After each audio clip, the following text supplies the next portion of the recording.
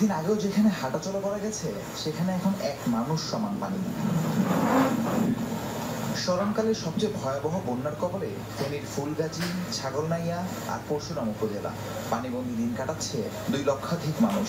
বানের জলে প্লাবিত পরশুরামের পৌরসভা ও 3 ইউনিয়নের সকল এবং ফুলগাজী উপজেলার অধিকাংশ গ্রাম। ছাগলনাইয়ার বেশিরভাগ এলাকা তলিয়েছে আকস্মিক বন্যায়। জলমগ্ন থাকায় পরশুরামের সড়ক যোগাযোগ পুরোপুরি বন্ধ। প্রকট হয়ে উঠেছে বিশুদ্ধ পানি ও শুকনো খাবার সংকট।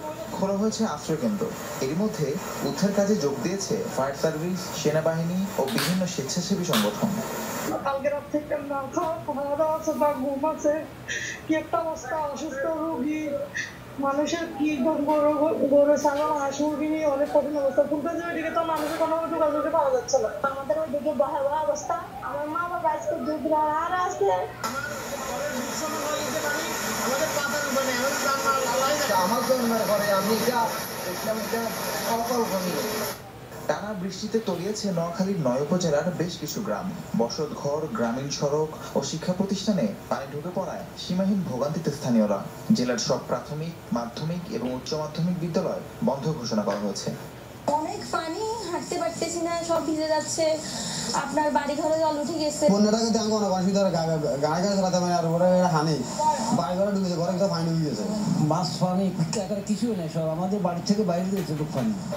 অব্যাহত ভারী বর্ষণ এবং ভারত থেকে নেমে আসা ঢলে ব্রাহ্মণবাড়িয়ার সীমান্তবর্তী নিম্নাঞ্চল প্লাবিত হয়েছে। পানিতে তলিয়ে গেছে আখাউড়ার 4 ইউনিয়ন। জলবদ্ধতার সৃষ্টি হয়েছে স্থলবন্দর এলাকায়। স্থানীয়রা জানান, হাওড়া নদীর বাঁধ ভেঙে ত্রিপুরা থেকে রাতারাতি পানি ঢুকেছে লোকালয়ে। এখানে আমরা শুনতেছি যেখানে পানি প্লাবিত হইতেছে সেখানে ওদেরকে আমরা নিরাপদ স্থানে নিয়ে আশ্রয় নিয়ে স্থান দিতেছি। স্কুলে উঠছি, আমাদের বাড়িঘর পানি অনেক তলায় নিছে। এখন আমরা বেকুল হয়ে স্কুলে পড়ছি। আমাদের বাড়ি ঘর তলায় গেছে গা। আমরা আব্দুল্লাহপুর স্কুলে এসে অবস্থান করছি।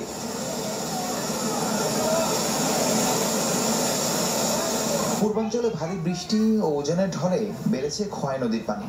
হবিগঞ্জের সবগুলো পয়েন্টেই বিপদসীমার উপর দিয়ে বইছে নদীর জল।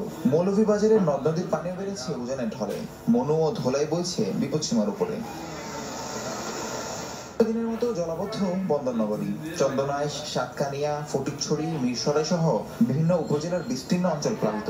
বিরামহীন বর্ষণে অনেকটাই বিপর্যস্ত জনজীবন। রাহিম সারোয়ার, যমুনা নিউজ।